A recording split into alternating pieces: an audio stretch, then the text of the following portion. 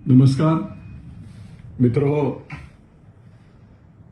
काल आपल्या सर्वांना माहिती आहे की बेलसरच्या टोलनाक्याच्या समोर अतिशय दुर्दैवी अशी घटना घडली आणि या घटनेमध्ये नंदा बाबुराव पवार, माधवी राजाराम सलगरे आणि राजेश्री शंकर भोसले या तिन्ही सांगली जिल्ह्यातील आपल्या माता भगिनी यांचा दुर्दैवी मृत्यू झाला.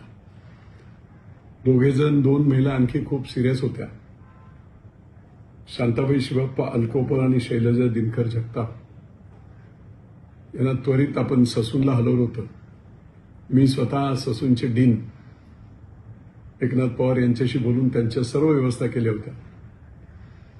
अतिशय चांगल्या प्रकारची त्यांची देखील काळजी घेतली जात होती, परंतु पेशंट सिरियसच होते.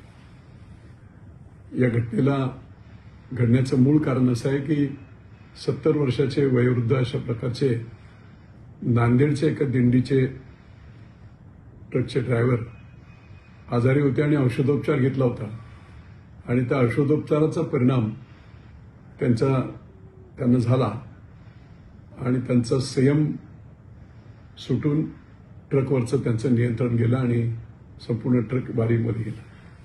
दुर्दैवी घटना.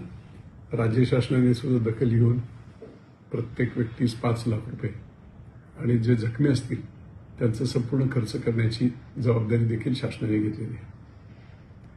बाबाजी बबन तापकीर, मुळखेड, पिरंगुट हे देखील अचानकपणे वारीमध्ये चालत असताना हृदयविकाराचा झटका आला आणि ते देखील येरुकीची यात्रा सोडून परलोकी निघून गेलेले. मी या सर्वच जीवात्म्यास चिरशांती लाभो, सद्गती लाभो अशा प्रकारची ईश्वरचरणी प्रार्थना करतो. बारकाईने सगळे कार्यकर्ते या वृत्तीत लक्ष ठेवून येतो. विशेषतः निखिल हिंद्रे, ससून हॉस्पिटल असेल, संपूर्ण सर्व ठिकाणी तो काळजी घेतो. आजच आणखी एक गोष्ट झाली होती की सकाळी संतोष धुमाळकरून एका कार्यकर्त्याचा फोन आला आणि सोपन काकांच्या पालखीमध्ये विठ्ठल तनपुरे नावाचे 70-75 वर्षाचे वयोवृद्ध ग्रस्त आजारी पडले आणि जेऊर स्टेशनच्या बाजूलाच पडून आहेत, बोलताही येत नाही, वय जास्त आहे आणि अनेक प्रयत्न केले परंतु सरकारी व्यवस्थेकडून काही रिस्पॉन्स आला नाही. म्हणून त्यांनी मला फोन केला. मी त्वरित प्रांत खत्री मॅडम यांना कळवलं. पुढच्या 10 मिनिटांमध्ये अँब्युलन्स जाऊन त्यांना पिकअप केलेलं आहे आणि जेजुरीच्याच निरेच्या प्राथमिक उपचार केंद्रामध्ये डॉक्टरांशी मी बोललो. व्यवस्थित झालेले आहेत. विकनेस खूप होता आणि त्याच्यामुळे त्यांना त्रास झाला होता, बोलता येत नव्हतं, परंतु आता त्यांची प्रकृती स्थिर आहे, काही अडचण नाही.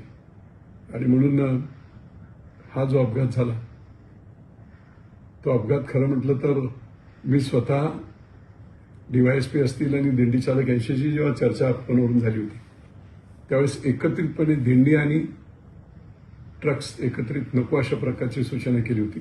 सासवडवरून जेजुरीपर्यंत जाताना दिंडी मेन मार्गाने जाईल, म्हणजे सासवडला तर अरुंद रस्ता आहे, ब्रिज कमी आहे, पुढे अरुंद रस्ता विसाव्यापर्यंत आहे, बोरकर मळ्याच्या विसाव्यापर्यंत, आणि म्हणून ट्रक्स तिकडून पाठवावेत जेणेकरून लोकांना बरं पडेल.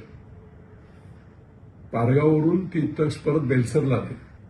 खरं म्हटलं तर ते कोथळे मार्गे ते जेजुरीत डायरेक्ट जायला पाहिजे होतं आणि हा ऍक्सिडेंट नक्की टाळला असता. हरकत नाही, प्रशासनाला त्या सूचना केलेल्या आहेत. आणखी एक प्रशासनाला तर मी सूचना केली की आता जेजुरीवरून जी पालखी निघते त्यावेळी जेजुरीपासून प्रस्थान करताना पॅरलल रोड, त्याला समांतर असा रोड कुठचा आहे तर जेजुरी, कोळविरे, नावणी, राह, गुळुंची आणि नीरा, आत्ता जो प्रस्तावित सायकल ट्रॅक आहे तो सायकल ट्रॅक जेजुरी ते मोरगाव आणि मोरगाववरून परत नीरा. आणि म्हणून पालकमंत्री आणि सुनेत्राताई पवार यांच्याशी, जिल्हाधिकाऱ्यांशी मी चर्चा केली की जेजुरी तो मोरगावचा रस्ता या अगोदरच मी 182 कोटी 56 लाख खर्च करून पूर्ण केलेला आहे, त्याला पैसे तिथे टाकायची गरज नाही. त्याच्याऐवजी हा मधला जो पॅरलल रस्ता जो आहे कोळविरे, नावळी, राख आणि गुळुंची जेजुरी, हा अतिशय महत्वाचा, शेतकऱ्यांसाठी सुद्धा महत्वाचा आहे आणि त्याचबरोबर ऊस वाहतूक समस्येची संपूर्ण या रस्त्यावर होत असते. आणि म्हणून पालकमंत्री आणि सुनेत्राताईंना देखील मी सांगितलं, जिल्हाधिकाऱ्यांनी सांगितलं की तिकडे खर्च वाया जाण्याऐवजी हा जर रस्ता घेतला तर वर्षभर त्याचा शेतकऱ्यांना ऊस वाहतुकीसाठी, विद्यार्थ्यांसाठी, सगळ्यांसाठी चांगलं होईल. आणि त्याचबरोबर जेव्हा पालखी असेल त्यावेळी जेजुरी ते पुढच्या मोठ्या मार्गाने दिंडी जाईल, परंतु निरेपर्यंत आतल्या मार्गाने सगळे ट्रक आणि वाहतूक होईल, जेणेकरून ट्रक लवकर पोहोचतील. यावेळेस असं झालं की ट्रक अडकले.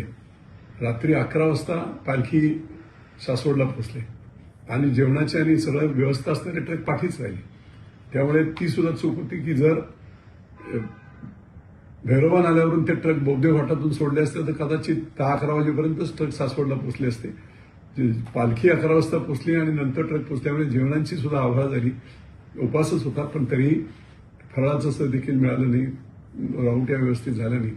पुढच्या वेळेस निश्चितपणे मी आता लेखी पत्र देतोय की 3 पालकमंत्री या सगळ्या पालखीच्या मिटिंगला असतात. सोलापूर, सातारा आणि पुणे या 3 जिल्ह्यातून जात असतात. त्यावेळेस हे पर्यायी मार्ग गाड्यांचे हे केलेच पाहिजेत. तर अशा प्रकारच्या दुर्घटना जी आता जेजुरीला आपल्या बेलसर टोल नाक्यावर झाली ती होणारच नाही. फक्त दिंडी आणि चालणारे वारकरी याच्या व्यतिरिक्त छोट्या कार्स, काही वयस्कर मंडळी असतील त्यांच्या कामा आणि अँब्युलन्स, याच्या व्यतिरिक्त दिंड्यांबरोबर असणारे जे जेवणाचे, भांड्यांचे, कपड्यांचे जे ट्रक्स आहेत ते ट्रक पॅरलल मार्गानेच बाजूने घेतले पाहिजेत आणि दिंडीचा जो काही विसावा असेल, मुक्काम असेल, त्या ठिकाणी ते 2-4 तास अगोदर पोचल्या पाहिजे. तशी व्यवस्था केली पाहिजे. म्हणून निश्चितपणे मी आता लेखी पत्र 3 जिल्हाधिकारी, त्याचप्रमाणे पालकमंत्री पुणे आणि मुख्यमंत्र्यांना देते की जर पालखीच्या ज्या मिटिंग्स होतात जिल्हा लेवलला आणि मुंबईमध्ये, त्या दोन्हीमध्ये हे रूट फिक्स झाले पाहिजे.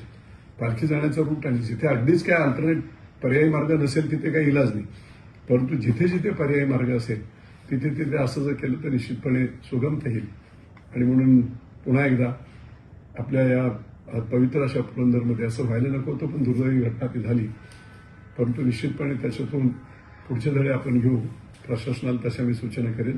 पुन्हा एकदा या सर्व जीवात्म्यांना मनपूर्वक श्रद्धांजली वाहतो. धन्यवाद.